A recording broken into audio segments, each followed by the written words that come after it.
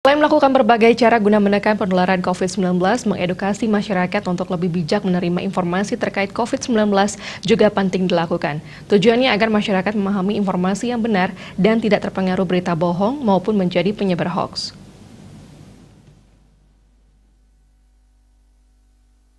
Tantangan di masa pandemi selain upaya menekan dan meningkatkan disiplin warga cegah penularan virus corona adalah mengajak masyarakat lebih bijak menerima informasi maupun berita terkait COVID-19.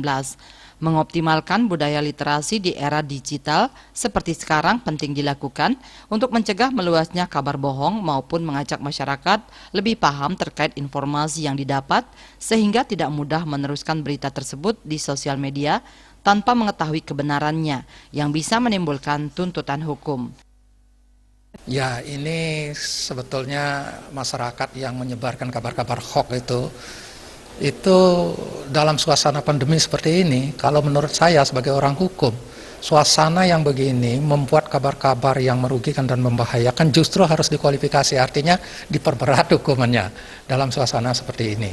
Oleh karena itu masyarakat, tolonglah jangan membuat berita-berita hoax yang membahayakan dan merugikan masyarakat. Begitu juga di lain pihak, masyarakat jangan menerima begitu saja berita itu. Berita itu harus dibaca betul-betul. Apakah ini betul atau tidak? Seorang yang memiliki logika yang baik, pasti dia tahu bahwa berita ini adalah tidak benar.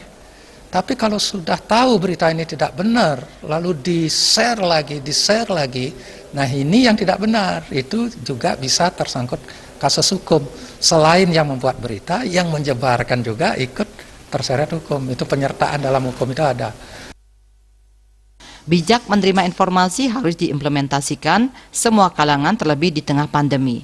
Tentu hal ini akan memudahkan masyarakat untuk menyaring dan menerima informasi guna menyatukan visi dan misi melawan COVID-19. Juliana, Bali TV.